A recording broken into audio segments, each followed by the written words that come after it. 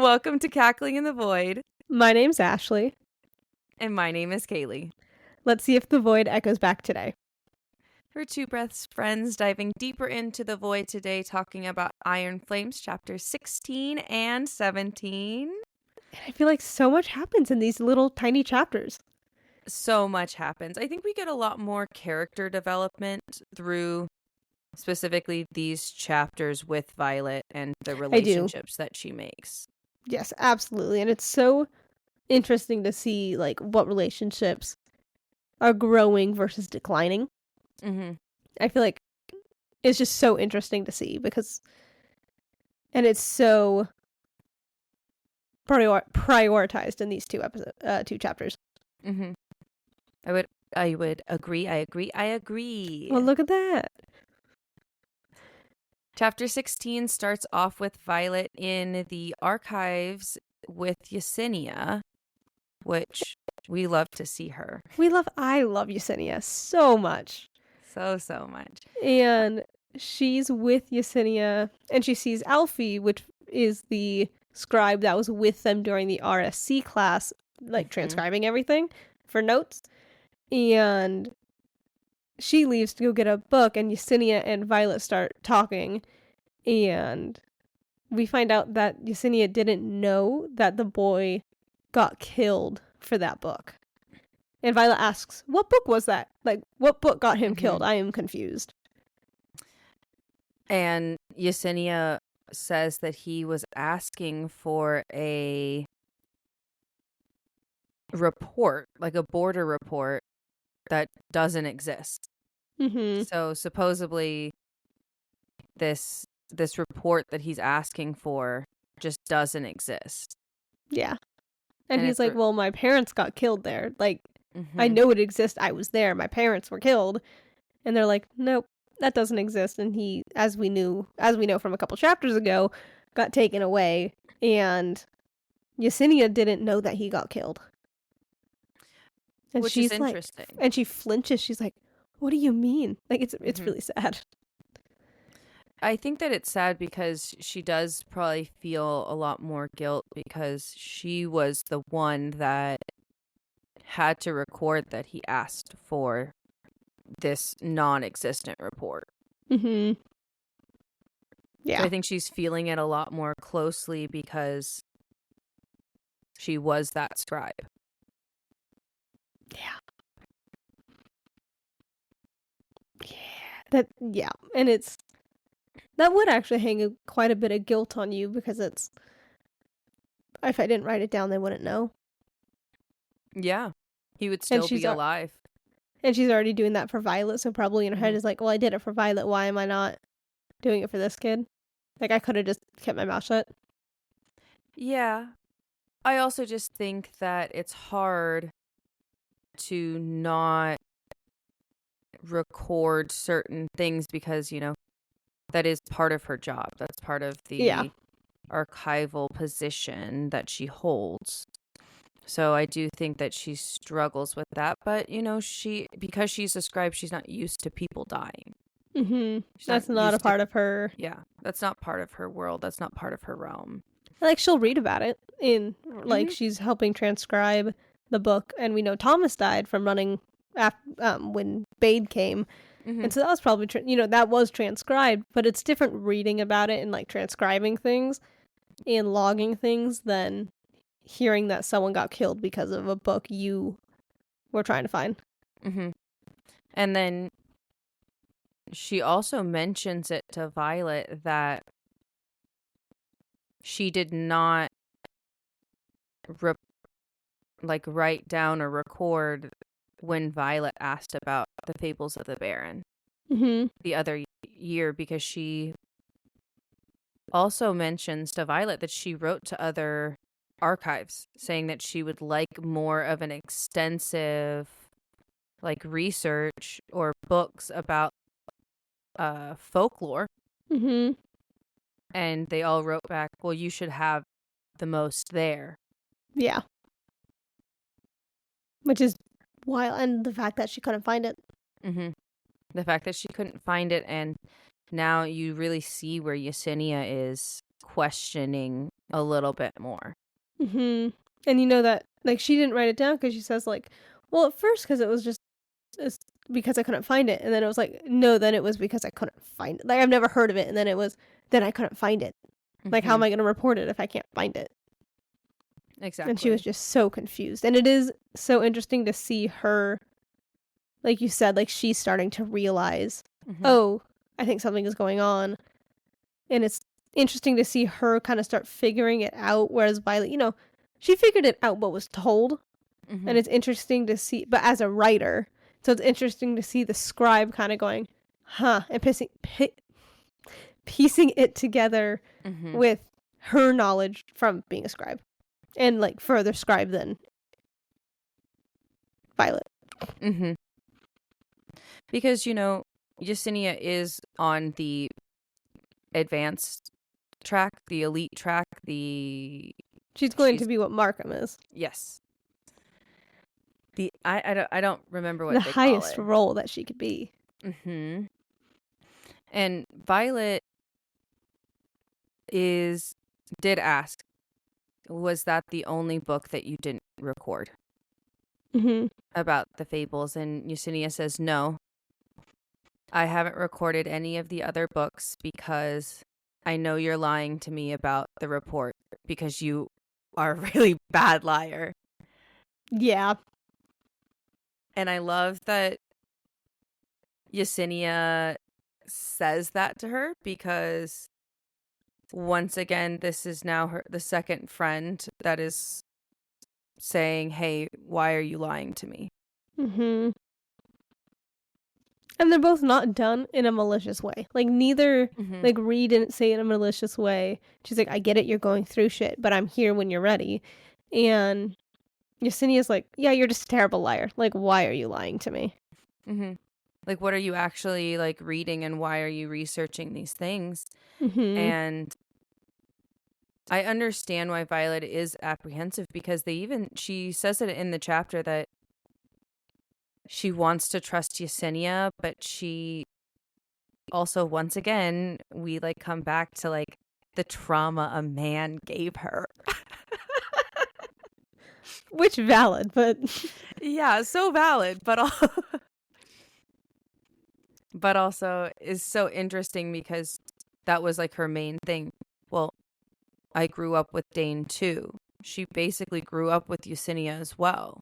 They studied for the scribe test together before, like, they got into the quadrants. You know, yeah, they studied together. They grew up together. So interesting how there's still, like, that comparison between, yes, Dane and all of her friends, but Dane and especially Yesenia, because they have known each other for a longer amount of time. Yeah. And it is sad when you think you can't trust anybody. Like, you don't know what side they'd be on. Would they believe you? Are they going to go tell some superior officer about, like, oh shit, you know, and then you're sentenced to death. And it is, when you can't trust anybody, like, that's such a hard place to be in. And so it is, and I do like how, although yes, it's repetitive, and I know that that's a big thing about this book that a lot of people didn't like, is, like, how repetitive her issues are.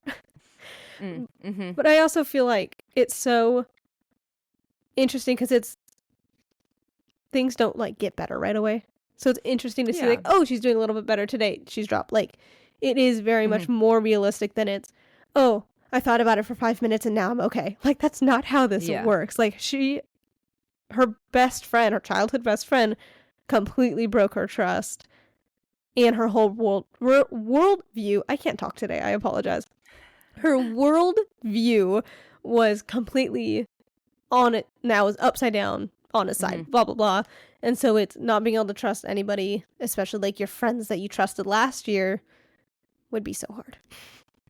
And it's really, I love being able to see yes, it's long, but that's how this type of thing works mentally. You don't get better right away. You work through it for months. Absolutely. And it's just so hard to work through that right away.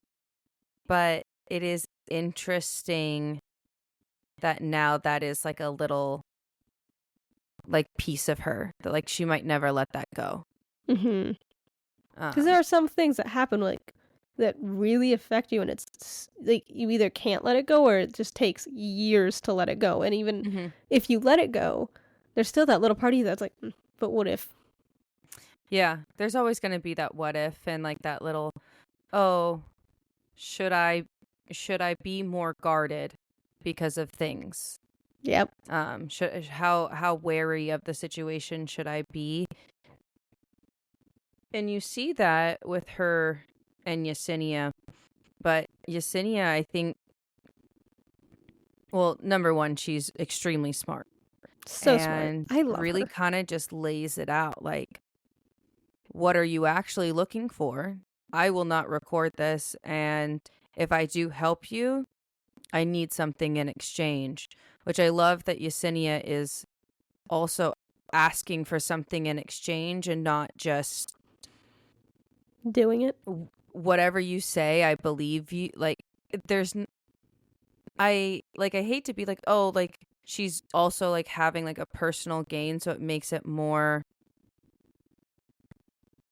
like personal for her, but I feel like it relieves a little bit of stress from Violet because she wants something in return right away that is not just, well, I'm going to wait around until you tell me what to do, or I'm just going to wait around and maybe get killed. Like, I feel like that's kind of like Violet's mental track, is that like sometimes I don't think that she trusts how strong and how smart her friends are.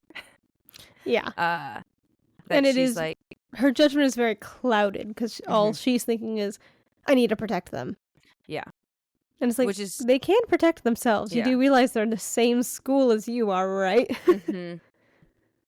Exactly, which I feel is very interesting because they do come from the same, training that she has had. And if not more, I mean, they've probably had so much more training that she has because, I mean, she was training to be a scribe up until 6 months before she joined the quadrant. Absolutely, which is so interesting. And I love the way that she sets up the chapter, because I love that in the middle of the chapter, we kind of get like that little like cliffhanger where she's like, Yesenia is like, but I need something in return. And then it just like cuts to Violet, Riddick, Ree, and Sawyer, Imogen, and they're in their squad. Yeah, like they're squad mates, but I think they're going into battle brief. They're at the mats. Oh, okay. So they are at the mats, and that's right. They are. That's right. They are. They are at the mats. You're right. Wow, I'm right for one time in my life. And we're going to watch the first years do their what did they call them? Battles. I think that's wrong. Their first rounds of matches, like the matches, like the first.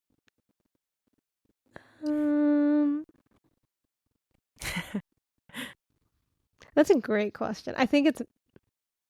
God, there's a specific name for it, isn't there? I think that there is a specific name, but I feel like everybody knows what we're talking about. We're talking about the matches that they get paired up for battle. In the like mats. Fight training. Yep. Yeah, for fight training on the mats. And we're here to watch the first years and everybody else compete, which is such a big day because it's Sloane's first match. The challenges. Oh, there it is. The challenges. I challenge thee. I challenge you, Kaylee. Yeah, I think we all know who'd win. Absolutely. It'd be me. I love the confidence. I love the confidence there. Yeah. Uh-huh. I would totally win. You know me. For sure. Definitely. I believe that. I was going to say I have a horse, but he wouldn't do anything either. No. He would just stand there and be like, hey, hi, sir. Thanks for backing me up, man. Yeah. And I don't think our dogs are going to do anything. No. It'd just be you and I against each other. Yeah. It'd be easy. I just push her over. It's fine. It'd be great. Ashley's so clumsy. You really could just push her over. It's fine. Oh, it's so true. It is so true. But Ashley will win, obviously. Obviously. Yeah. That easy.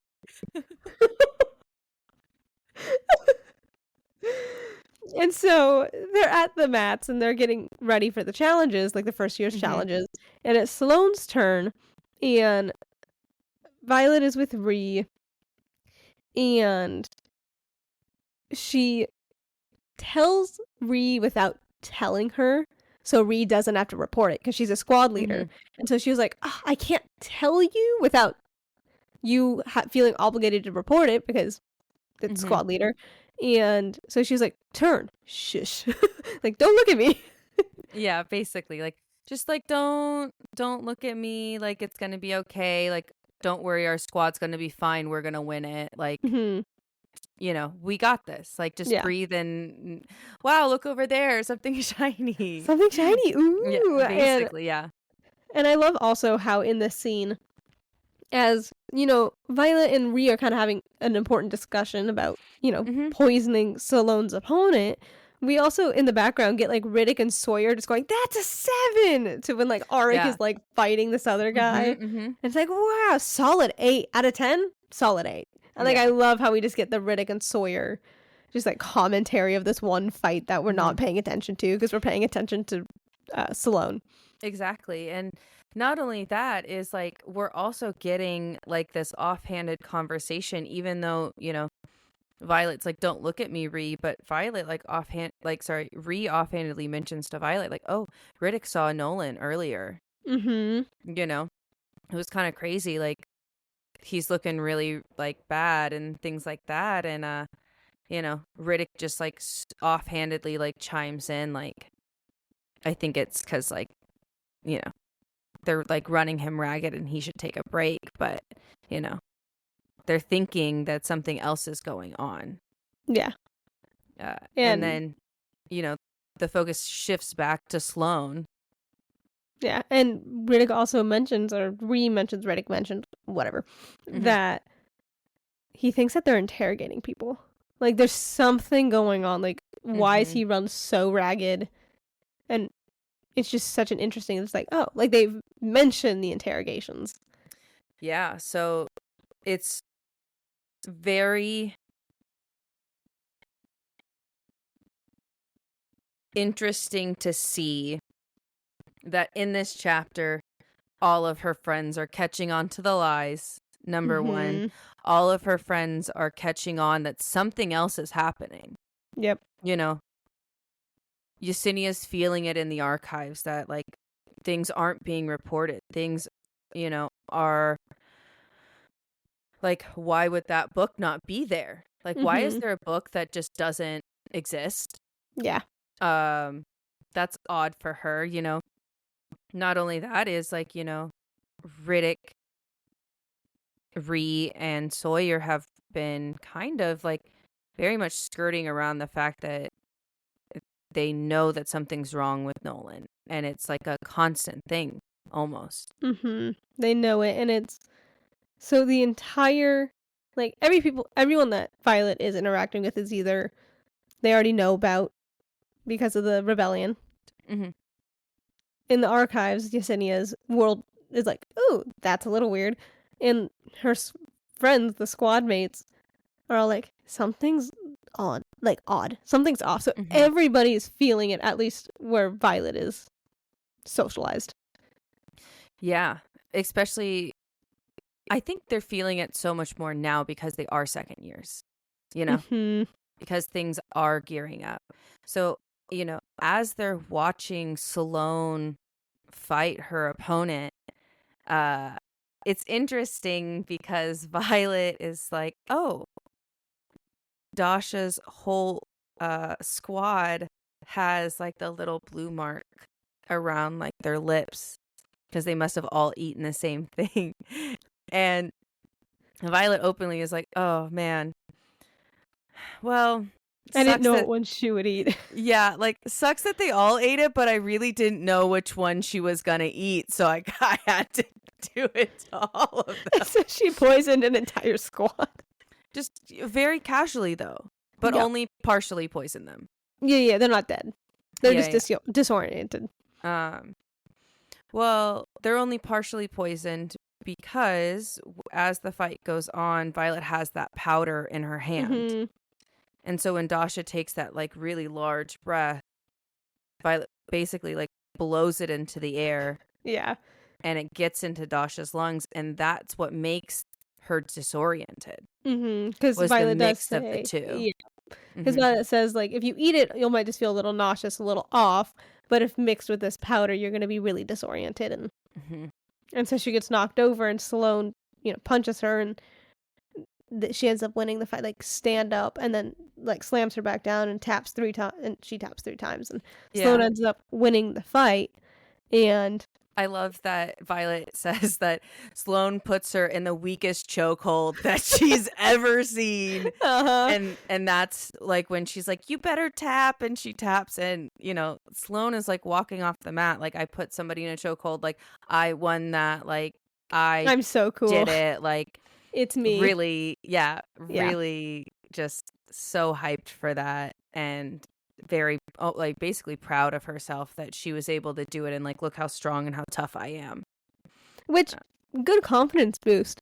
But then Violet and Imogen approach her, and Violet says, you won because I took her out for you, like you wouldn't have won that. And Sloane just starts yelling, I don't need help. And Violet's like, shush, you need to train, like I don't care, like you need to train. And Imogen ends up going off on her, which I love. Yeah. Because Sloane's biggest thing, especially when dealing with Violet, is I don't need your help. Because you killed my brother. Yep. And she does openly say, she's like, my brother didn't ask for help. And Imogen just retorts, yes, he did. He had help. Period. And we know that he did because, yes, like, he was fostered with Xaden. So therefore, and we also know that Xaden and Liam trained together their entire lives. Yep. So Liam had a lot of help. A lot of great help too. And even in the quadrant, Imogen even mentions when Liam was falling, it was Violet that went and saved him when Jack was attacking them. Yeah, that Violet has saved Liam's life before. Yeah. That he would have been dead earlier if it wasn't for her. Yeah. And I also do love how Violet is, here's the deal. You're going to train, not with me. I don't need to be here in your development era. She's like, I'm dealing with enough. I'm going through my own development era. I don't need you. And so she's like, you're going to train with Imogen. And every morning and every week, if you're training, I'm going to give you a letter from Liam. And there's 50 of them. Yeah. And I mean, I love that Sloane immediately was like, you don't have these letters. Everything was burnt. Like, you shouldn't have them. And, Violet's openly like, I mean, I'll apologize to Malik. Like, don't worry about it, girl. Like, I can burn him if you want. I was like, I got that handled. Yeah, exactly. Like, oh, if you really don't want them, like, if you don't think like that's a good enough incentive, then like, yeah, sure. Like, let's get rid of them.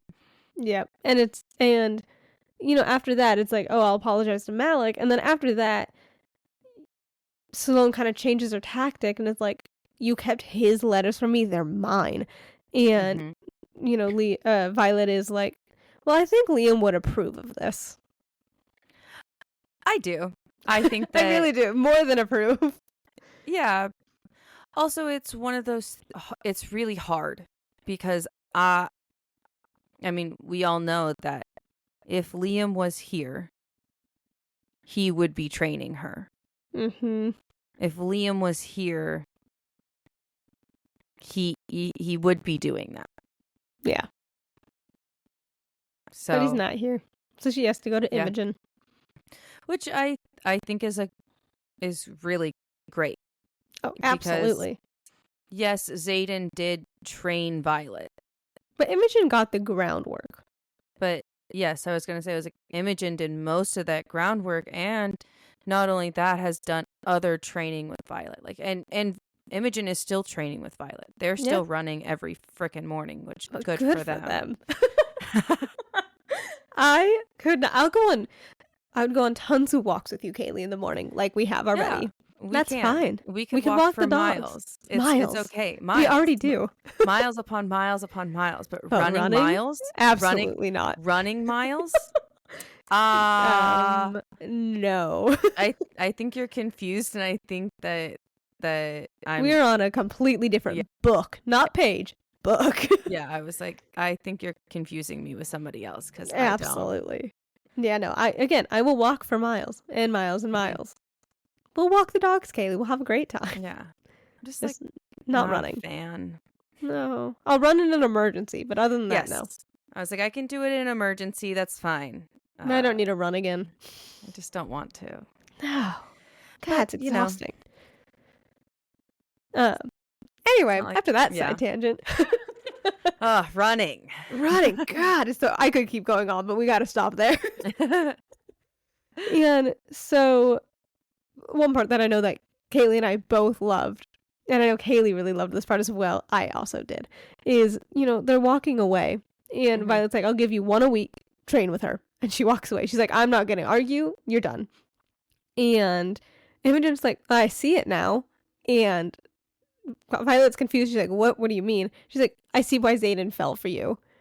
And she's like, you're fucking clever. Way more clever than I gave you credit for. And she's like, I bet you keep him constantly annoyed. How glorious. I love her so much. I love Imogen. And I also love that Imogen is like, damn, I really love that for both of you, because I think he deserves to be annoyed a little bit more. Absolutely. And I do love the marked ones, like, sibling relationship. Mm-hmm. Yeah, that they all have that very close, like, sibling dynamic, even though they weren't necessarily family or raised in as much proximity to each other as we would think. Yeah. And it's very clearly just that bond of, oh, their parents fucking died at the same time. Mm-hmm. And so, like, there is that familial bond because of that. And you can just really see, like, I love the found family that it's becoming. But also, I'm sure that they trained for the Writers' Quadrant. Absolutely. So it's like, I'm sure Except for Salone, apparently. Well, it just depends on who they were fostered with, remember? So that was the thing, is like, I wonder like how close in proximity were these foster families to them. Yeah. And how close they were with other foster families, and whether or not they trained a little bit more together as kids or not. But yeah, it's not really stated. No. And I think Xaden is the oldest, or like that year is, isn't it? Xaden and Garrick? Yes. Yeah, that's what I thought. Thank you. And so then we have another time jump a little bit, and we're jumping back to Yesenia. And Yesenia gives her the unabridged history of the first 6 in exchange for the Fable of the Baron. Yesenia wants to read the non-existent book that she couldn't find last year, and that's what she wanted in trade. Which I love that. Absolutely. I was like, that's such a fitting thing to want, because she wants knowledge. Absolutely. She wants to learn about these things. And, she openly said it, like, if it was any other writer, I would think that they misremembered. Like, misremembered the text. Misremembered the name or anything, but it's you. Like, exactly. There's no way Violet misremembered that. So, it's I love that that's what she asked for. Mm-hmm. And it's interesting that Yesenia gave her that as the first book, because it does state that book is classified. Yeah. That book is only for scribes. Yeah. Absolutely. Yeah. Yep. And, and it labels enemies in there as General Daramore. I don't know if I'm pronouncing it. Daramore. And the Isle Kingdoms are allies. And that's basically what we find out in that book. And we also figure out, like, the sacrifice of dragonkind. Yeah. Which I find you were about to say something. Well, no, I was going to say, I find that interesting because that is like the first reference of allies that I feel like we've gotten. Yeah, because they never even referenced dragons as allies. I love that this was one of the first mentions of other types of allies that they had. And I mean, they don't even really mention dragons as allies if you really think about it. They're just kind of, like, they've never referenced anything as an ally before mentioning the ally kingdoms. The Isle Kingdom, sorry. Mm-hmm. I mean, they, and not in a book. Taryn does reference allies. Yes, but not in a book. Yes, correct. Yes. Absolutely, yes. So not in a book, but there are references to other allies previously that Taryn does mention. Yeah. And, we talked about the green dragon and how they said the green dragon knows more about health in general. And, like, that's just something they know when Violet was burnt out. Mm-hmm. And, burnt out, right? Mm-hmm. Okay. Yeah, after the 40 strikes. Yeah. And, we kind of got like, they know more about health than any other dragon. And now it's kind of talking about how green dragons have a stable connection to magic as a result of their, like, reasonable nature. Which is really interesting to think about, that they have, because they have a more reasonable nature, they have a slightly more stable connection to magic. Mm-hmm. Which is very interesting. And then, so she's reading these books and she gets a knock on her door because she's back in her room and it's Varish. And he's like, oh, I'm going to walk you out to Taryn. I need to check your bag first, though. Mm-hmm. And Violet is all of a sudden very, very thankful for the wards on her door. And she makes it, like, very apparent. She's like, I'm trying so hard not to let him touch me at all, so he can't come into the room. Because, I mean, the books are on her desk. Yeah, but she also, like,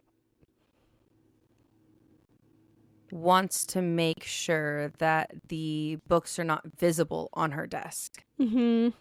So when she hands Varish the pack, she makes sure that he's, like, not able to touch her. Yep. And they still dump out the contents like they do every time. She does say that she's like, oh, wow, they were nice this time, and they put it back in the bag. Which, I hate that that's the bar. Like, you could just look through it. You don't need to dump it. I mean, I get why, but god, dump. Take the extra couple minutes, guys. It's not that big a deal. Yeah, so, and she goes to see Xaden that night. Yeah. But and she still doesn't get to see him. Mm-hmm. And they also do talk about how, because Varish is like, oh, like, you haven't been at flight maneuvers, like, your squad hasn't been. And, Violet is just kind of like, oh, like, well, we've had a lot of injuries that we have been dealing with. And, she asked Taryn, like, how's Andarna? And he does mention, like, she is in the deepest part of the dreamless sleep. Mm-hmm. Which also means that she definitely cannot show up for these flight maneuvers because she's asleep, Yeah, we do not want that. So. Yeah. And like you said, she gets to the base that Xaden is at, and she gets to his room, and there's just a note on his bed. Mm-hmm. And she's not able to see him because he's on a 24-hour, like, parole duty thing. Yeah. Parole? Why did I say parole? I think what you meant was patrol. There we go. Patrol, not parole. Parole. He is not on parole. I apologize. Not yet, he ain't. Not yet. And, that's how that chapter ends of, I don't get to see Xaden. Yeah, which is the same thing that she said last chapter. That's how last chapter ended. Yeah, when she got off of the RSC training. There. I had to think about the acronym, okay? Oh, I know. had to think about the acronym to make sure that it was right. But that's how she felt, because she openly says, I have a feeling I'm not going to see him for a while. And so chapter 17 starts with she's back at Biscayeth. Violet is. Back at Biscayeth because, we didn't get to see Xaden. So there's not much we can really talk about other than this letter. And, Imogen does say, like, hey, Bodhi can't keep moving maneuvers and, like, doing this. Like, other teachers are going to notice besides Varish. And she mentions that Taryn is going to the Empyrean about Andarna and, like, what the fuck are they going to do? But they know the one thing for a fact is nothing can happen until she's out of the dreamless sleep.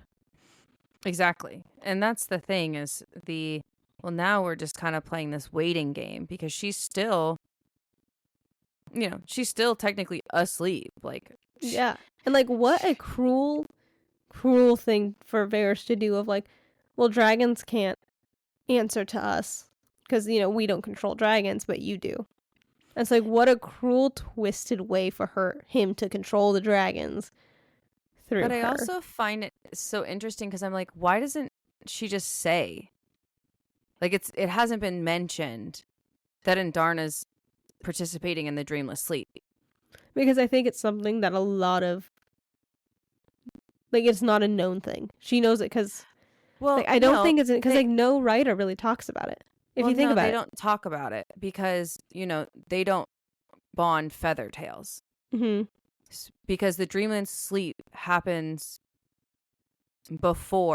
normally before they even bond. Yeah, and I'm wondering if it's maybe they're not mentioning it because if they know she's in the dreamless sleep, Varys will go up there. Or, like, they'll go up there and go, like, poke and prod on her while she's asleep. Maybe? Like, I mean, that would be the perfect time to do it. She won't fight back. I guess, but she's transitioning out of, like, the quote-unquote feather-tailed stage. Yeah. But still, like, she's asleep. And so you can still poke and prod and be like, oh. I mean, yeah, you can obviously still kill a dragon in the dreamless sleep, which is why dragons are so protective over it. Yeah. And so I think that's the reason why she's not mentioning that she's in the dreamless sleep, because it'd be way too big of a risk.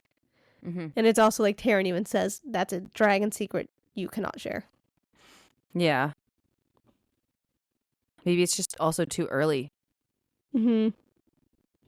Maybe, like, they know that, like, something happened to, like, fast track her growth. Yeah. Like, because she's already woken up multiple times. Yeah, she has. But supposedly she's in, like, the deepest part, so she shouldn't be waking up anytime soon. She said, like, a couple more weeks, and Violet is like, you've been saying that for, like, a couple weeks. And he's like, you've been saying that for weeks. Yeah. And Taryn is like, I'm sorry, like, I don't know how long it's going to be. Yeah, because they actually don't know, because it varies per dragon. Yeah, every dragon is different. Like, every human is different. And, they're walking and they're still talking about this. And Violet, or Imogen asks, oh, like, how's Xaden? They're like, how's your guys' relationship? And Violet does, like, a triple take. Like, wait, what? So Imogen is asking about, like, her relationship with Xaden, and Violet is like, why are you asking about that? She's like, you have until we get to Battle Brief. Just use it. She's like, well, you're icing out your friends, which is a mistake, by the way. I love that Imogen says that to her. That because Violet does ask, like, why are you asking about Xaden? And she says, well, because you are icing out your friends and you're not talking to them. Yeah. And you should be talking to them about this and not be talking to me about this. And I love that Violet's like, oh, like, what about you? And she's like, no, pause. You only have until battle brief. And I only talk to Quinn about that. I have my own fucking friends. That's crazy. Yeah, it's like, you don't need to talk to me about that. I won't talk to you about that. I'm just doing this because you're icing out your friends, and now I need to call you out on it. And she does. She's like, you're icing out your friends, which is a mistake. And I don't care what Xaden does. Look where that got him. Exactly. And it's not to say that Xaden doesn't have close friends, but... No, he clearly does. But, like you said...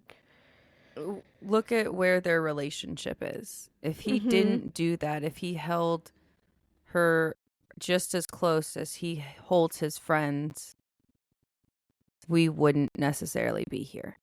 Yeah. Like, it would be a little different, you know? Things would look different.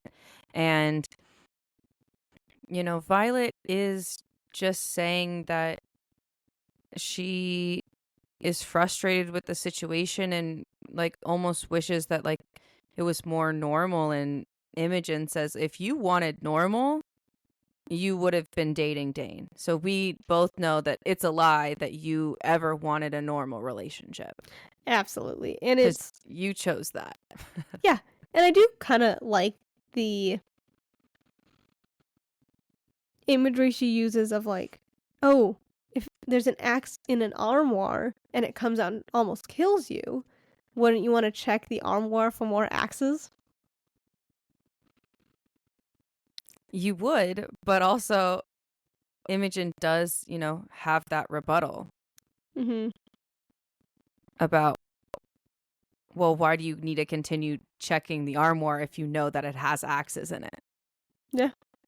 Like, if you know that it does, then why do you continually need to check that it does? Yeah. So interesting. So it's like, it is like that really interesting thing, because there is the two mindsets. It's the, well, I want to know how many axes are in the armoire. Or it's the, well, I know that there's axes in the armoire.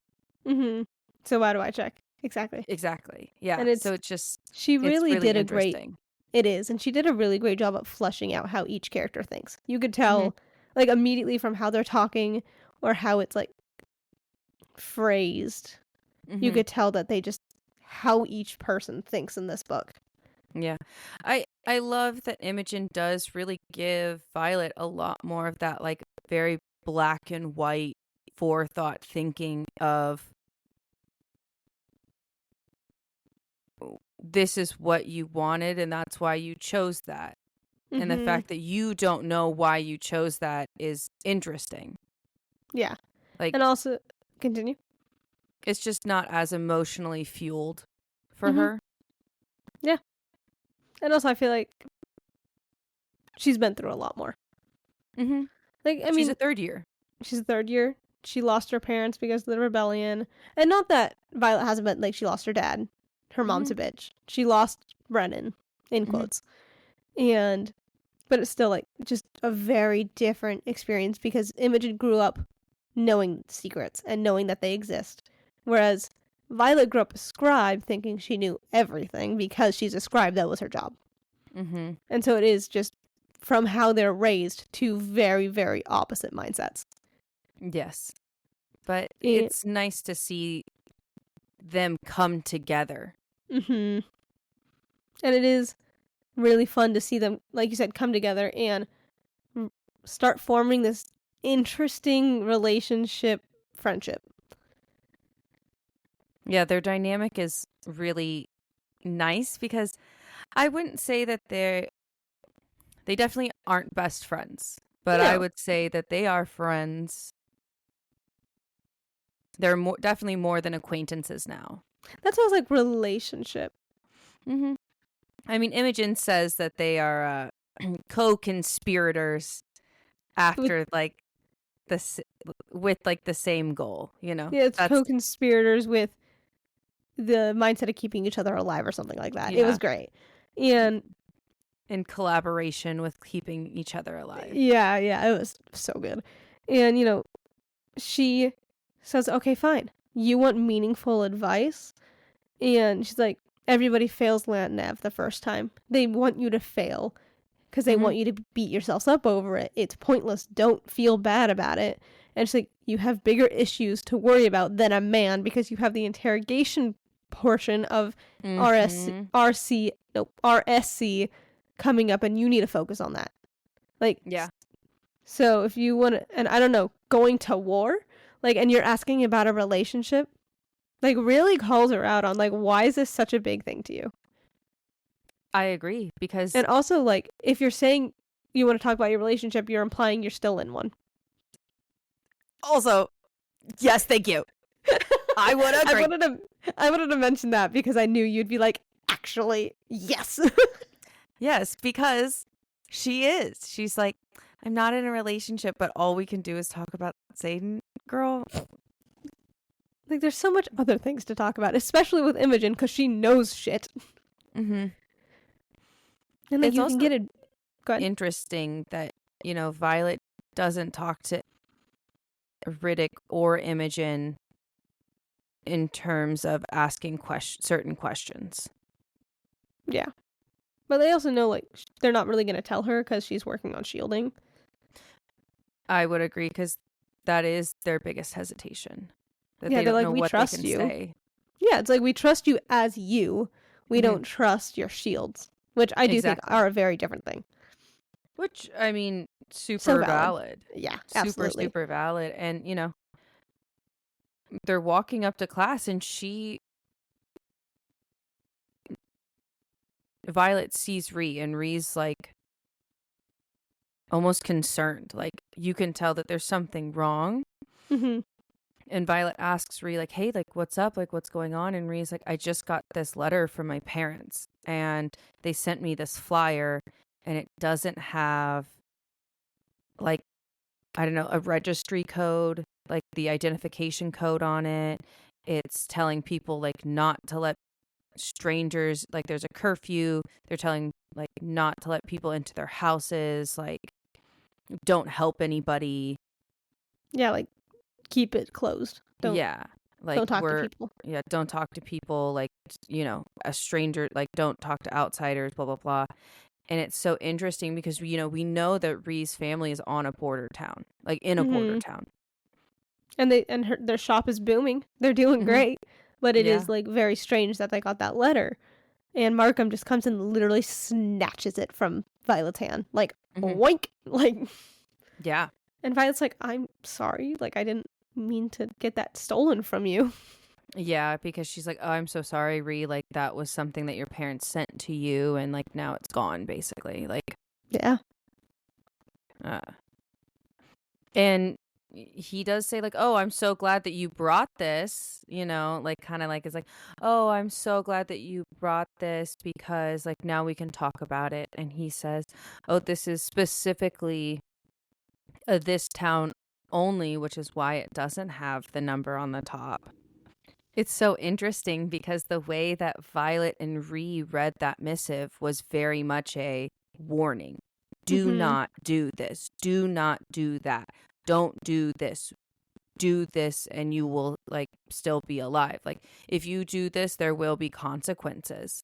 Yeah. But and the way he reads it is that, please keep yourself safe because we want you to be safe, which is why we're telling you this. Yeah. Out of the kindness of our hearts to keep you safe. Yeah. And also Reed does say, oh, like, it's okay. I was going to go to Markham after class about it. And so she was originally going to go to him. But it is, like you said, it's interesting in how he's reading it versus how they're reading it. Like, that was a warning. And why are you reading that like not a warning? Yeah. Which is very interesting because he also mentions it. He's like, oh, now we need to talk about propaganda. Because I was going to say, I was like, this is where you see a lot more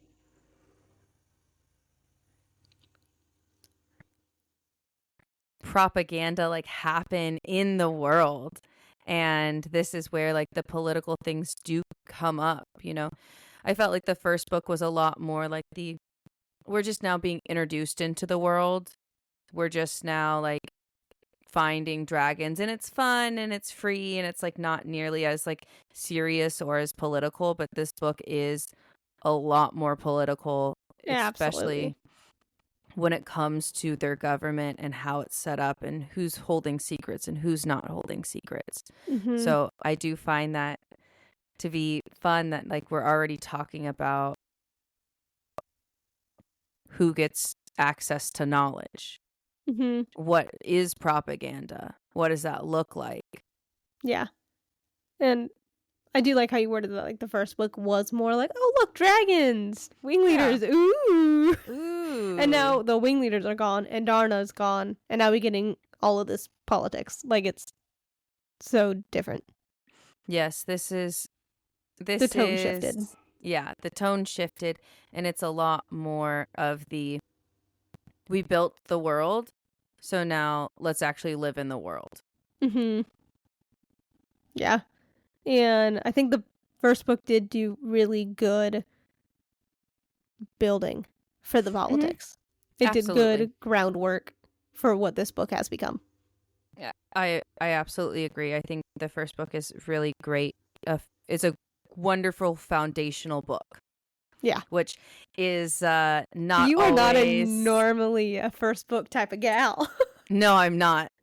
I'm not. And I will say that I'm not a first book type of gal because I always feel like the first book is the weakest because the world building isn't as great, the character building isn't as great, the relationships like foundational wise isn't nearly as much as we see them build in like the other books after that. Mm-hmm. And so it's like I understand that like the first book is always going to be probably my least favorite and the slowest book out of the entire series. Absolutely. But I did really enjoy this first book. Yeah. I remember you even being shocked you finishing it and going, wow, I like actually enjoyed that. Yeah, I actually kind of enjoyed that first book. That's crazy. Wild. Yeah, it was actually kind of wild. And we'll see how the series goes, because I want to see if it is going to be, you know, one of my favorite books by the end of the series. Mm-hmm. If I am like actually no, I think the first book was the best book. Which actually might happen for this series. I'm not going to lie about it.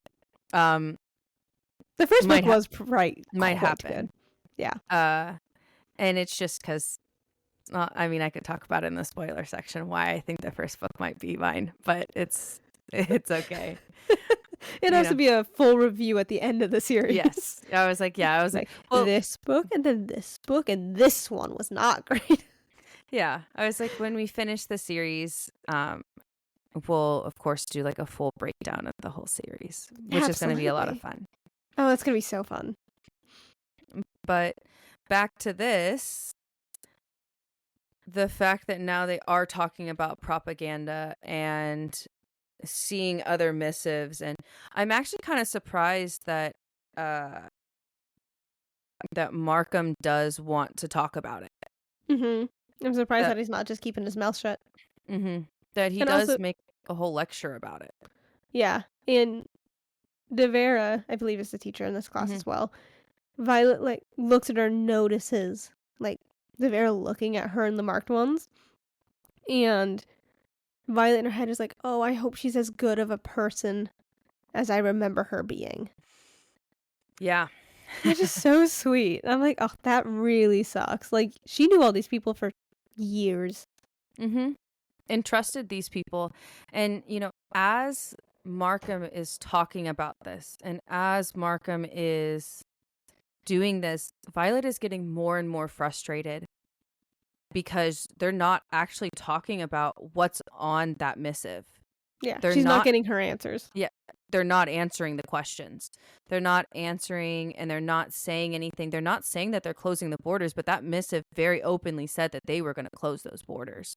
That, you know, that's what's going on. They're not acknowledging everything that's happening.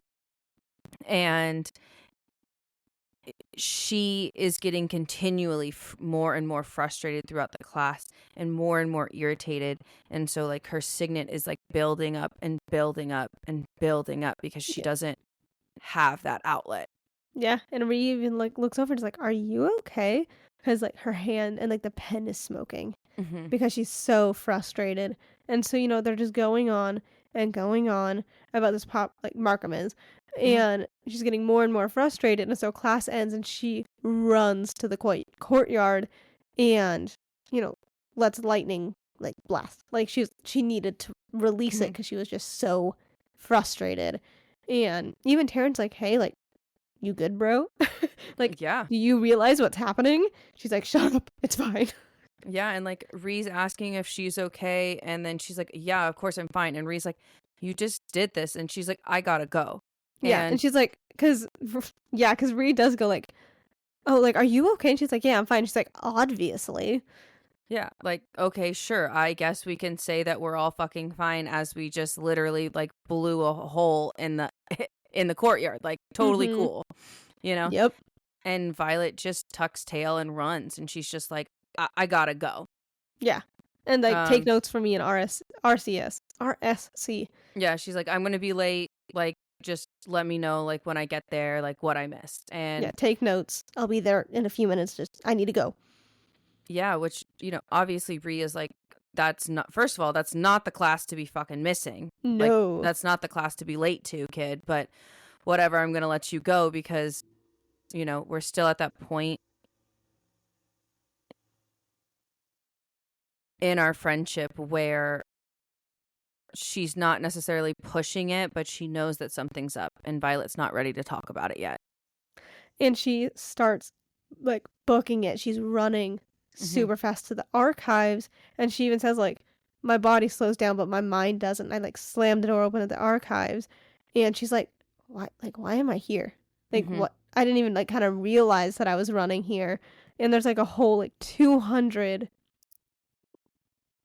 scribes. Thank you. I was like, yeah, because they're in class. It's not like they're not in class right now. No, like they're in class. And she's like, and the teacher's like, "Oh, I'm so sorry, like it's not open to writers at this time." And she's like, "Oh, like, I know that. I'm so sorry. I am." And she's like kind of backing. She's like, "I don't know why I'm here." And Taryn's like, "Well, you went to the place that you felt like you had the most control. Because you needed the control back." Yeah, and Yesenia sees her and is like, "What are you doing here?" And she signs to the teacher and is like, "Oh, I'm so sorry. Like, she's going to be more of an irritation if you don't, like, let me just go handle it really quickly." Yeah.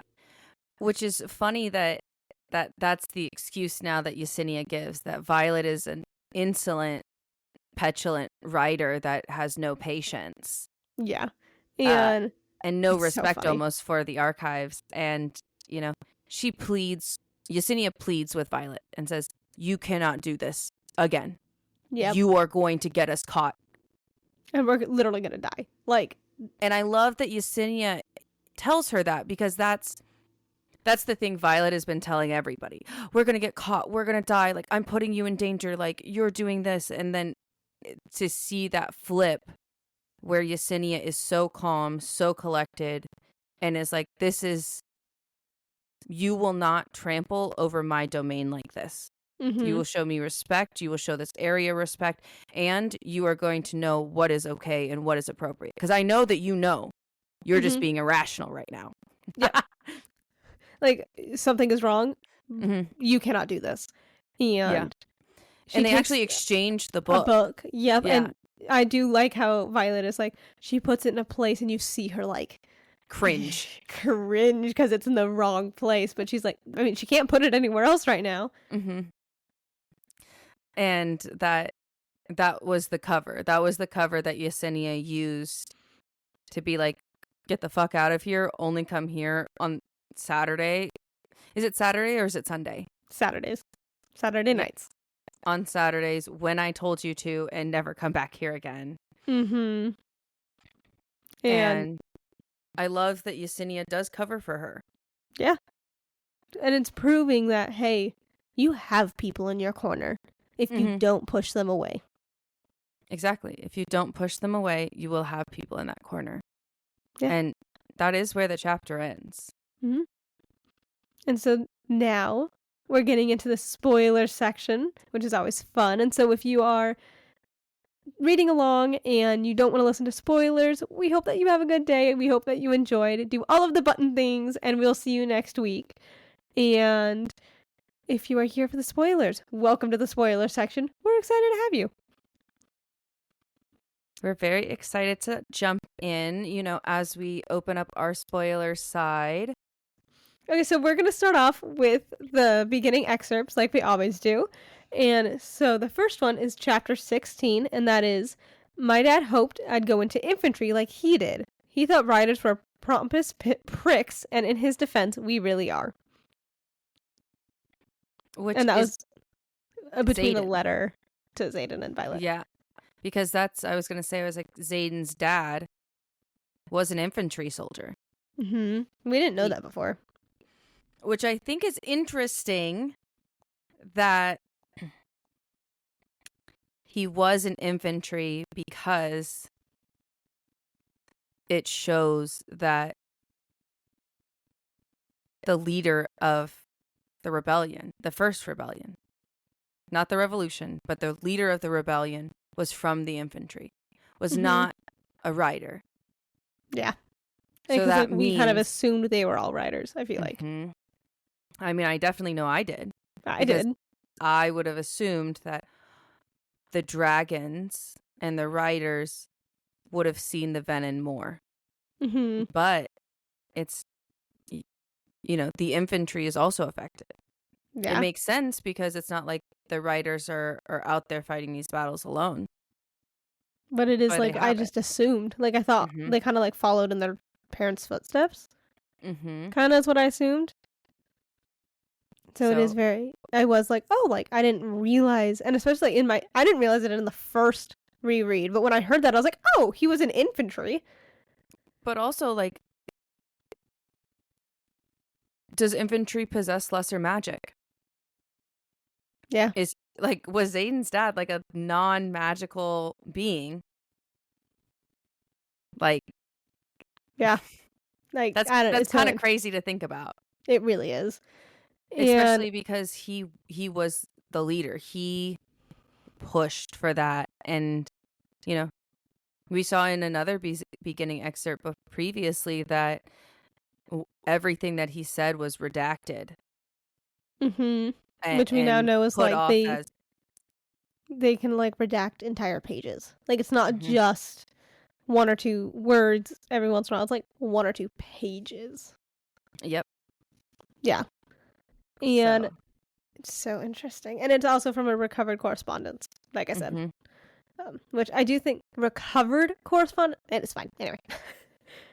And so for the second one for chapter 17 is, many historians chose to ignore the sacrifices made by both humans and dragonkind to establish Navarre under the first wards in favor of praising the spirit of unification. But I would be remiss not to mention the losses suffered, both in terms of the ancestral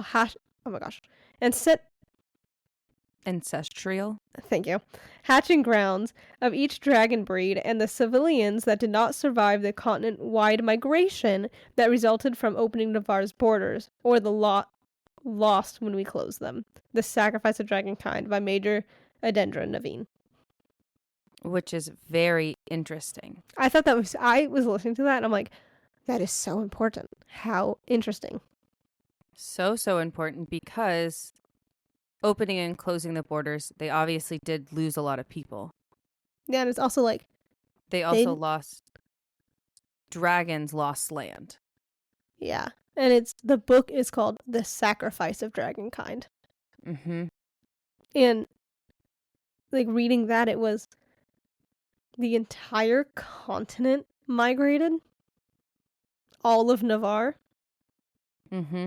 Why? We know why, Venom. But yes. You really moved an entire civilization an entire continent, like a made continent for a lie. Like a lie. Mm-hmm. But I also think that it's interesting that it is stated that many historians choose to disregard the sacrifice. Like, and not only that, they call it sacrifice, but the monstrosities. Mm-hmm. The horror, the monstrosity, the, in preservation of unity. To keep us united, we can't know what we're doing anywhere else. Yeah. To keep us united, it's called like that is propaganda right there. Absolutely. Yes, absolutely.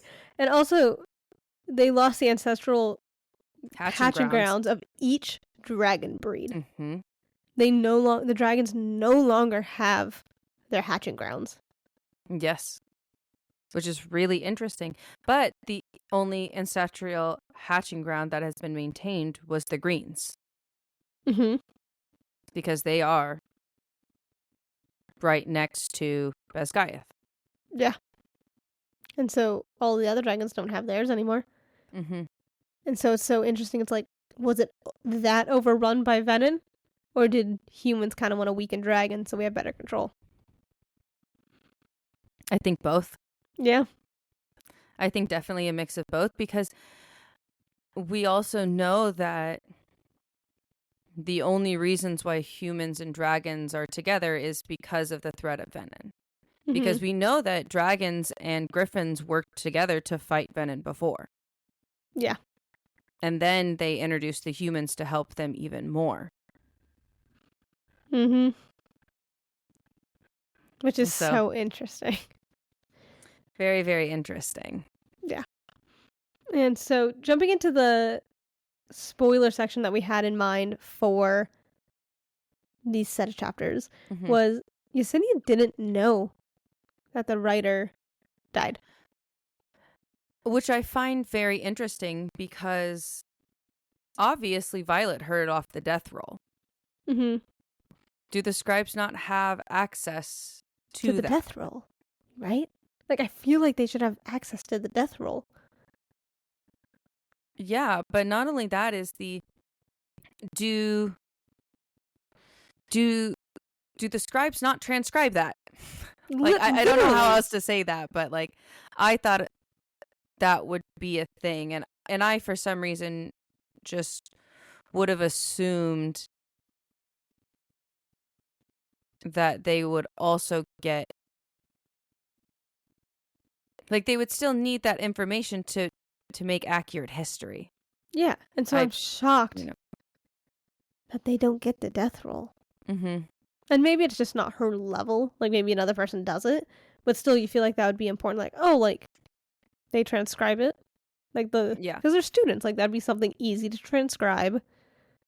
Because it's just a list of names. Mm-hmm. Yeah, and so it was really interesting that she didn't know. Yeah, and she still has so much humanity because of the flinch.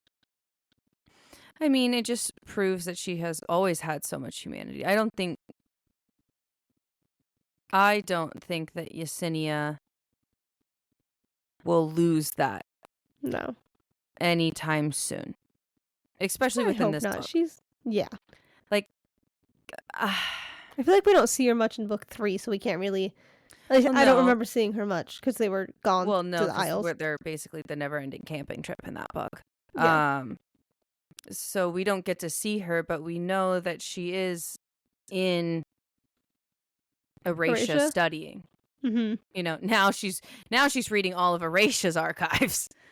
She's having the time of her life, probably. Yeah, she's having the time of her life. Because not only does she get access to the Eurasian archive, by the end of that book, she also gets, or like midway through that book, she gets access to all of that one,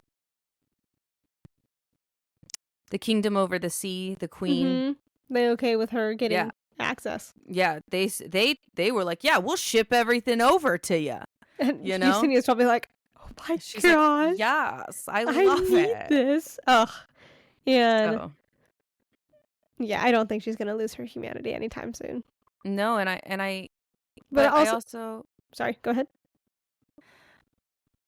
I also think that it is going to be hard for her to hold it. Yes. And I also think I'm glad that Yesenia is a character in this, because it shows what Violet could have been. Mm-hmm. And, like, the difference between their levels of, like, humanity now.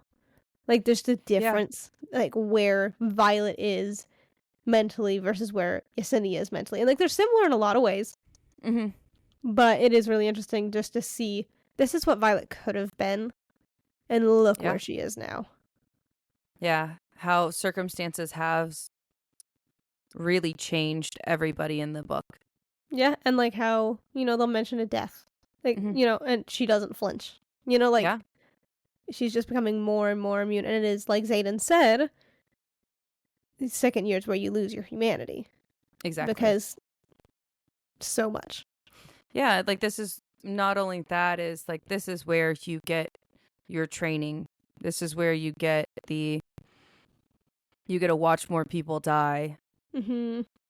You get to be tortured for basically a year and a half. You get to, like, it's brutal. Experience actual war almost. Mm-hmm. And it's not, we're seeing that very, like, hard growth spurt. And it's hard and it's difficult for them. Mm-hmm. And, even for Yesenia, we're seeing how much she is growing, even within the scribe quadrant, because, she doesn't, the fact that she has access to classified books. Yeah. The fact that she is so high up and she can, smuggle out those books for Violet, where before I don't think that she could have done that. No. I don't think this could have been a book one type of thing. Absolutely not. Yeah. And, speaking, I don't know why I said it that way. Speaking of the books that she smuggled, the Isles are mentioned. Yeah, the Isles are mentioned as allies, which we know now is very interesting, because they're not really, like, they're in that very big dispute. Like, oh, why would we help Navarro? You didn't help us. Yeah, they're not technically allies anymore. This is it. Like, but we also know that, like, Eratia was trying for them to be allies with Eratia, not necessarily Navarre, but Eratia. Yep. Which I think is a very big distinction. Mm-hmm. And I think and also they were like, oh, and the enemy was General Draylor? Yeah, Draylor. I think. Drennan? I know it was Dara. General. Oh, here we go. Daramore. Either Daramore or Daramore. Let's go Daramore. I don't know. Yeah, sounds a little better. Sure. Yeah, but they say, like, General Daramore is the enemy, and I've never heard that name ever. So who is that? Is that a Venom, or is it a Griffin Rider? How interesting. Griffin Rider in quotes. I think it is going to be a Venom. I think that maybe we might hear that name in the third book when we start hearing more of the sages' names. Yeah. When we start hearing more of that. Yeah. Because, like we kind of said, like, we know a lot more, like, Venom culture, I guess, in book 3, because as we know, Zayden does turn into a Venom, and so we see, like, the stages of Venom, the levels of Venom, and all that type of stuff. But we still don't know that much about it.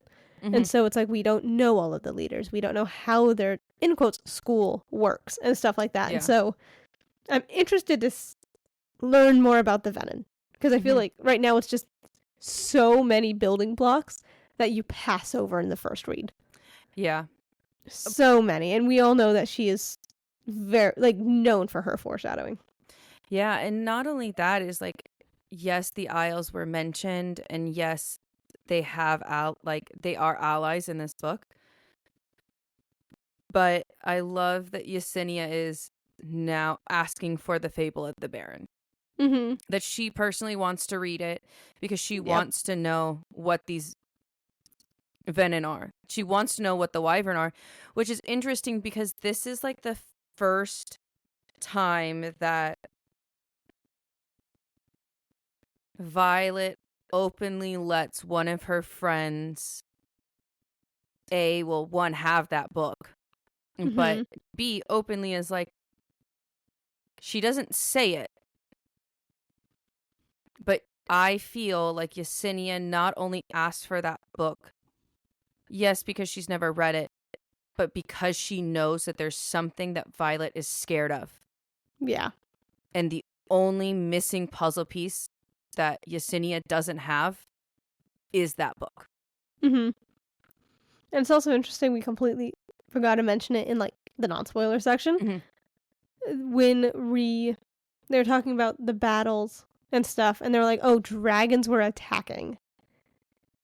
And we know those are wyvern. But also, I do think it's interesting, kind of circling back to what you were saying about Yesenia, she does sign language because she's deaf. Mm-hmm. And so there's no sign for wyvern. She had to spell it out. Yeah. Kind of just, again, reinforcing they don't exist. I don't know what you're talking about. It's just Griffin riders. Yeah. So just like, I do think that it is like a very strategic thing for Yesenia because I think that she knows that there's got to be something that's scaring her. Mm-hmm. Why would she lie about what she's looking for? Why is she trying to reinforce the wards? And why is she specifically asking for these fairy tale creatures? Yeah. So it's like, it's very clear that Yesenia is not dumb. Yeah. And neither is Ree or Riddick or Sawyer because they're just not. Violet's a shit liar and she needs to realize that. She's so bad at lying. Oh, for a debate? Yeah. Classes just start, man. Why would you have a debate? But also, just like actually thinking about it, why would writers be debating that? Why would writers even have a debate? Yeah. Doesn't make sense. She's still, and that's what's like, you could tell she thinks still like a scribe. Thinks like a scribe. And you could see it slowly breaking and her kind of thinking like a writer in certain cases, but she definitely has ingrained in her that scribe mind. As we see, she literally runs to the archives when she's stressed. Yeah, like that's the place where she knew she could get answers because she needs answers for things, but now she can't even go there. But also, like, if you look at even her shields for Xaden and Indarna and Terran. It's the archives. It's set up as the archives. Mm-hmm. So it is like a really large motif for her, but it's so interesting how this really is the core of the book. Is the archives. Like the dragons, I do feel like are secondary to the archives.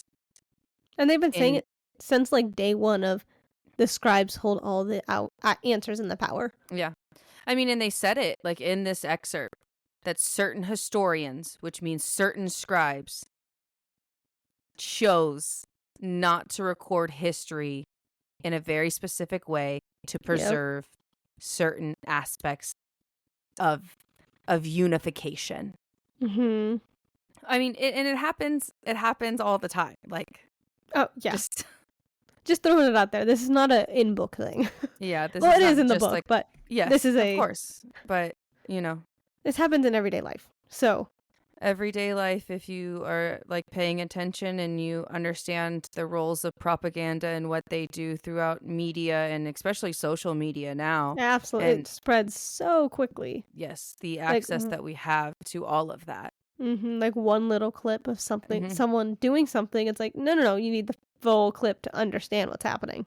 Exactly. And it's just, it's very interesting to discuss this, especially within this book and how different it is, but also at the same time, like very similar. Mm-hmm.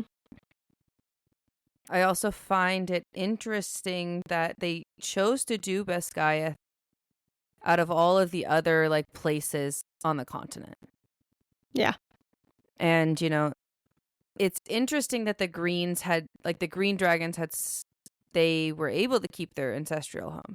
Yes, and I also think it's really, really, really interesting how it blatantly said green dragons have the most stable relationship with magic because of their reasonable nature.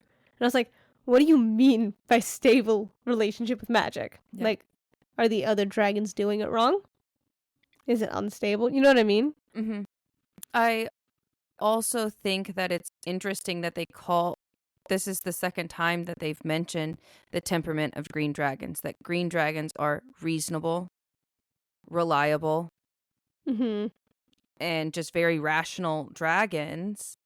They also and they say that, mentioned like, that in like the beginning of Fourth Wing when they're going through the dragons, but I feel like it's such a big thing in this book. especially, yeah, in this book it is, which it's interesting because Mira has a green dragon, which I guess would make sense that she did bond a green dragon because Mira is extremely reasonable, rational, also very like fiercely protective, which is a quality of a green dragon. They do say that they are like calculated in terms of certain things. So it makes sense, like, even why Mira's signet is building boards. Yeah. Like, it makes sense that green dragons would their signets would lean more towards like defensive signets. Yeah. Yeah, I do want to get more information on the different types of dragons. Yeah. I feel like that'll be really important because we do get a lot in book 3 just because of the Eorids and everything like that. Yeah. But we don't get much more on the other a little bit because the dragon trade or whatever. We get to hear a little bit more about like black dragons from Terran every once in a while, but we really don't hear much about, oranges, reds, or even blues.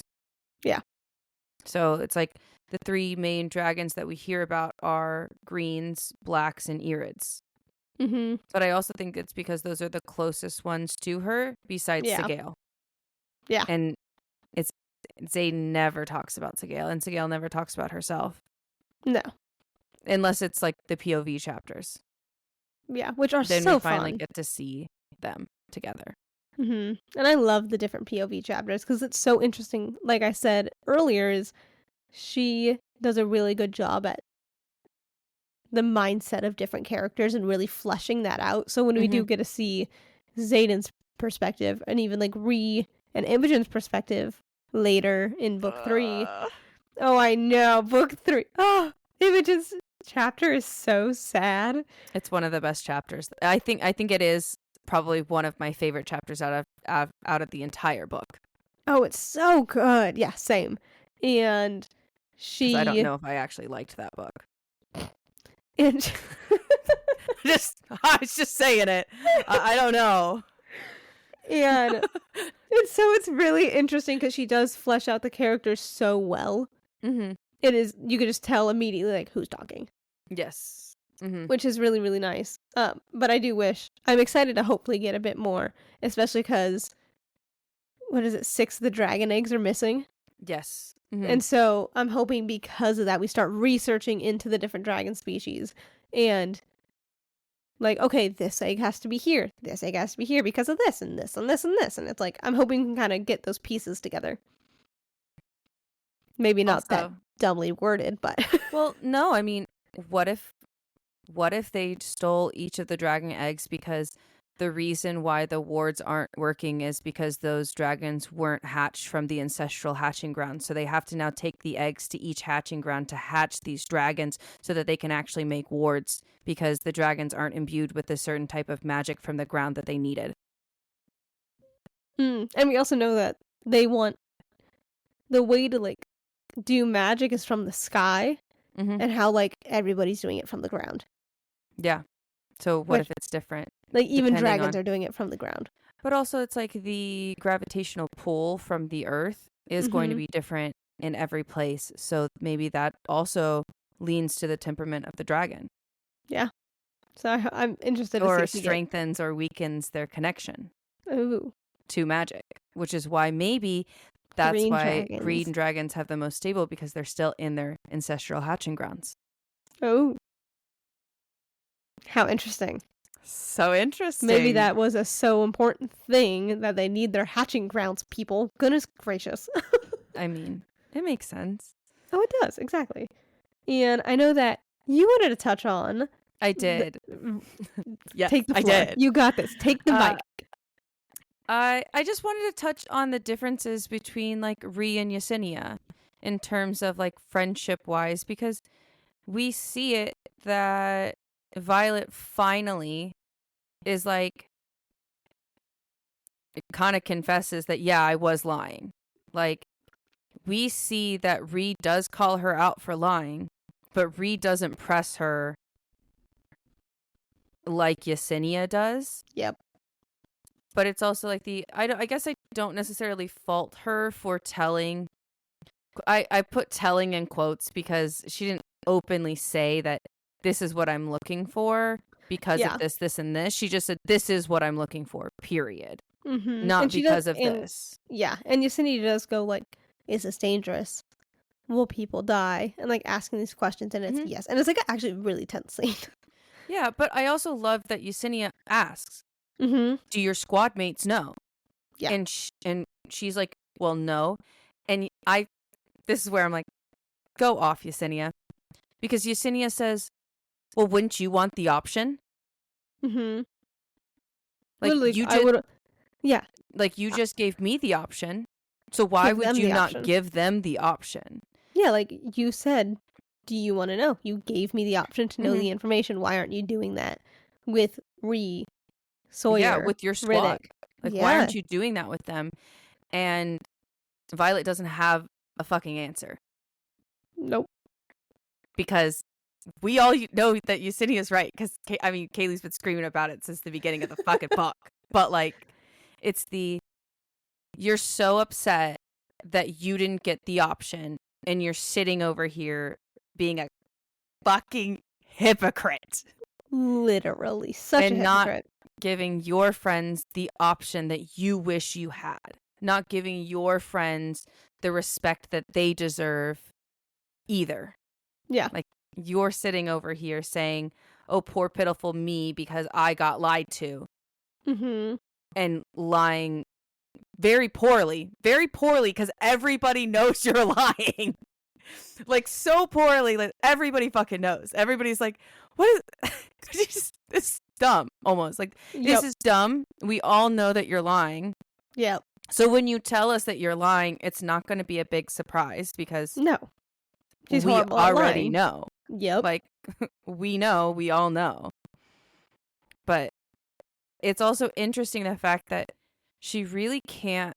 Violet cannot let go the trauma that Dane put her through, basically.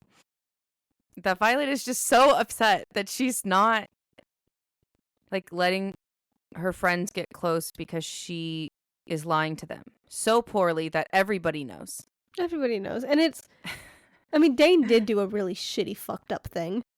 Absolutely, but she's holding it against everybody. Yeah. And I get it if it's against Dane and at first, but it's like, hey, like, take a breath. Everything is fine. And I have been in a position where it's like, hey, like, I've had friends just be shitty.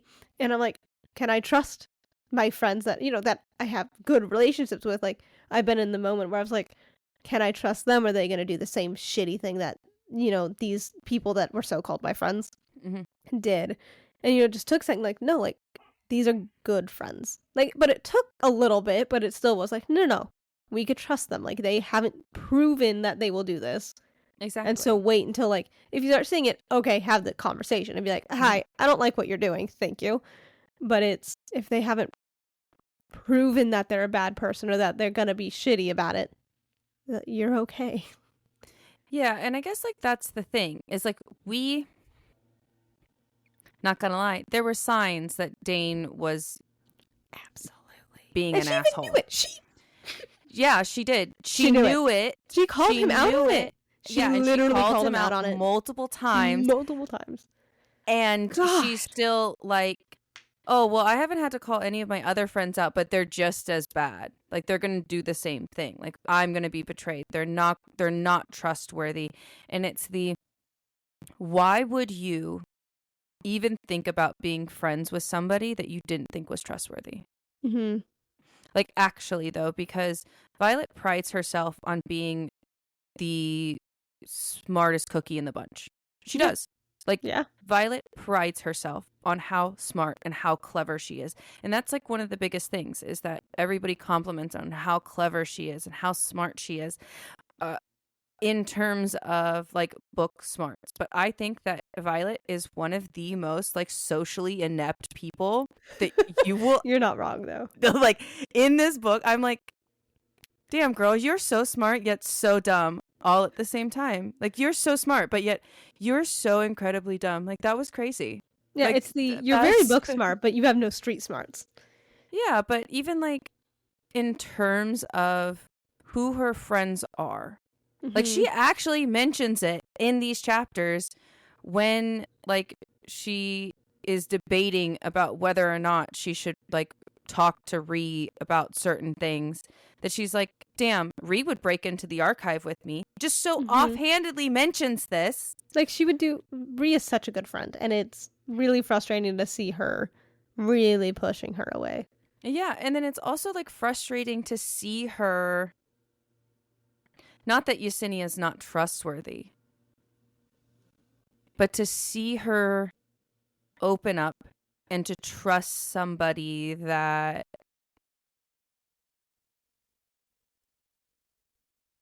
is doing the same steps as Ree.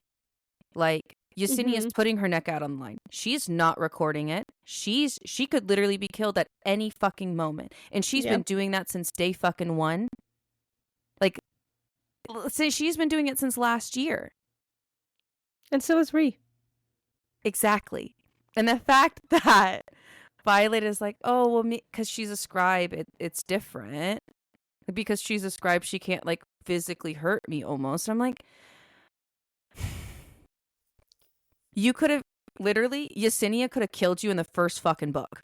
You would have been dead. Yep. You would have been so dead.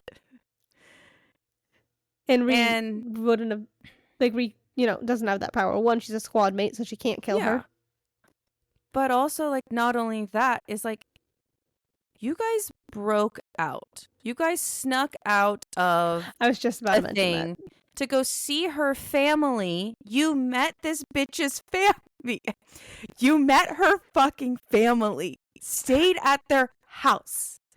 And you're like, nah, I don't know. I don't think I can trust her. Like, Kaylee's crashing out a little bit.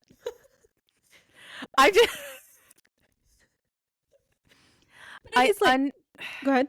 No, you go. Just go. Just to counteract what you're saying a little bit is, like I said in the non-spoiler section, I do like how it isn't 5 minutes later I'm better. Like, I like how it is, like, more realistic in the sense of these type of things do take time to, like, process and kind of, absolutely take the mental work to, like, no, it's fine. You could tell people it's fine, and fighting that, no, it's going to end up the same way Dane. Yeah. It's going to end up the same. Why would you trust people if it's going to end up like Dane? You're going to put them in danger like Dane put you in danger. And, like, fighting that and going, no, it'll be fine. They can stand up for themselves. They won't turn their back on me like Dane did. And I really like how it is that internal battle, and you kind of see it cracking a little bit with Yesenia.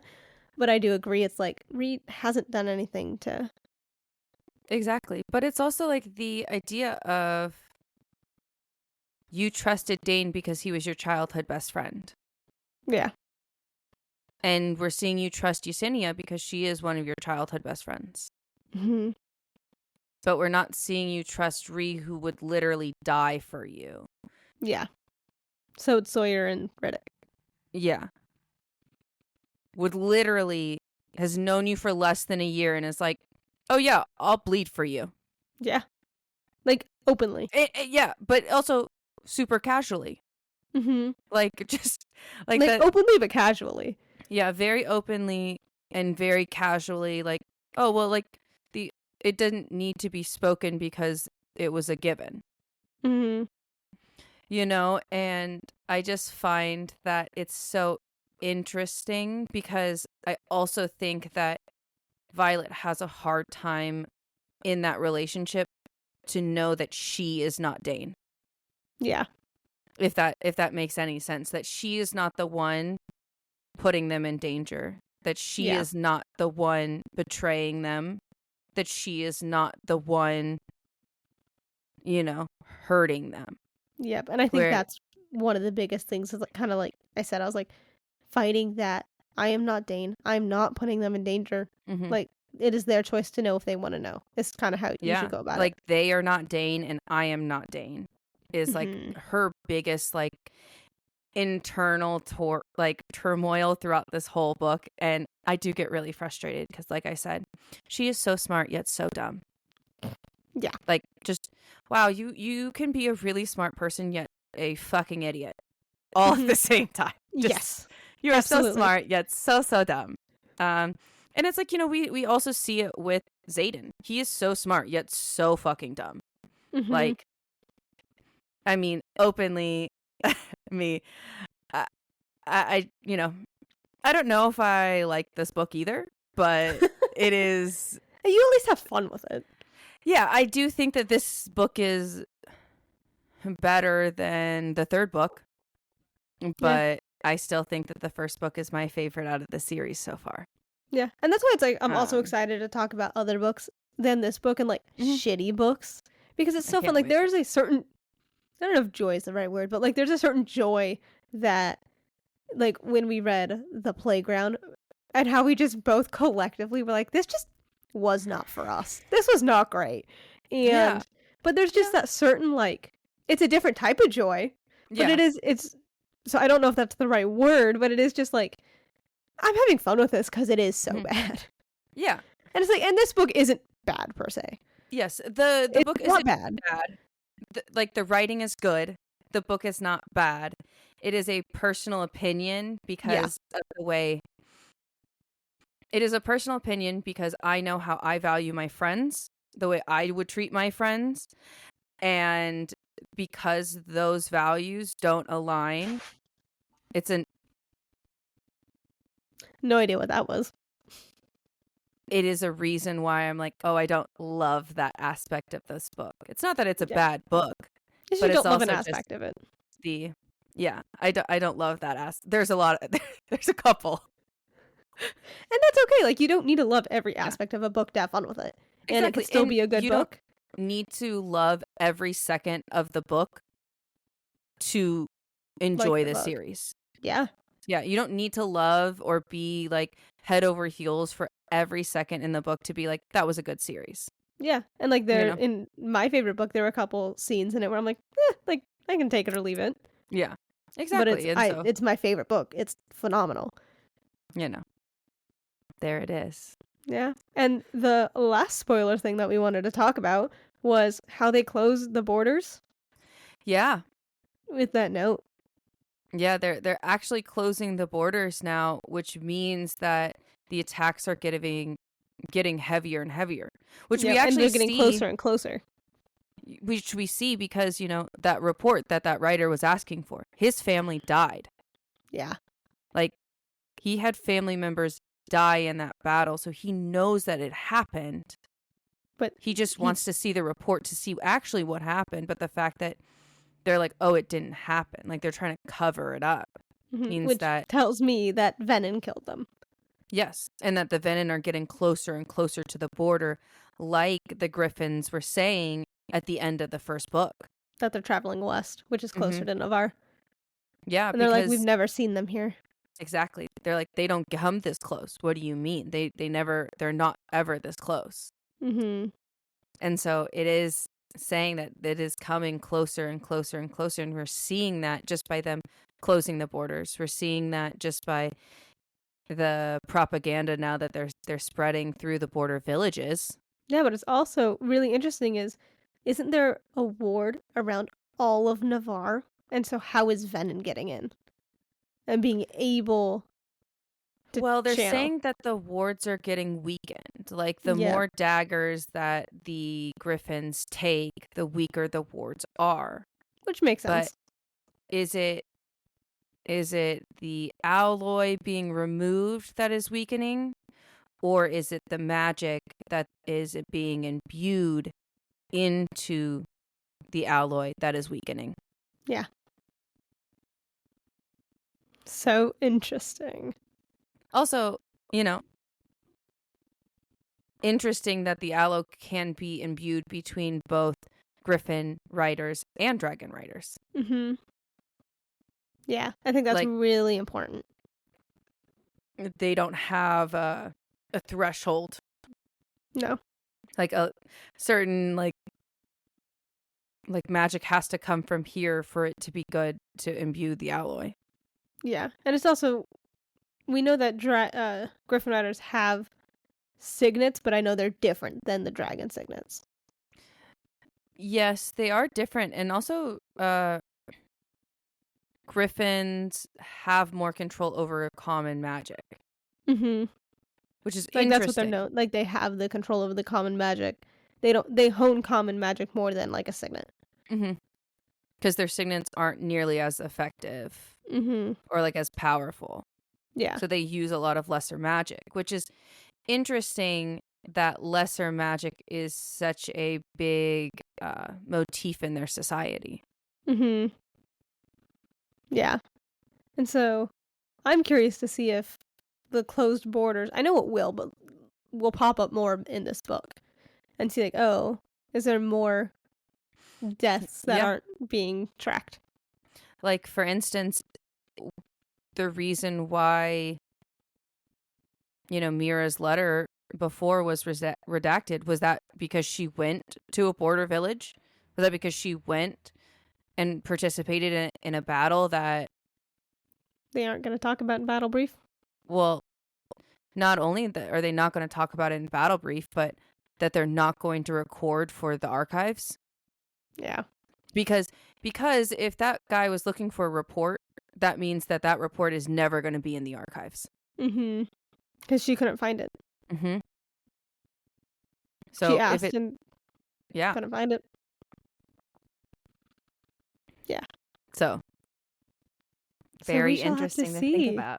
Yeah. And I say that gives you guys a lot to think about for next episode. It does. And next episode we'll be going further in and exploring chapters 18 and 19. Possibly 20, we'll see. We'll see what we want to throw in there, but yeah, 18 through 20 possibly. So if you're reading along, I know I maybe should have said that before spoilers, but that's okay. If you're reading along, prep for 18 through 20. Yeah. And I guess before that, do all of the buttons. Do all of the likes, the comments, the subscribes, the downloads. We really appreciate all of your guys' support. And I guess the last thing that we want to say to you is, what did the Void say to you?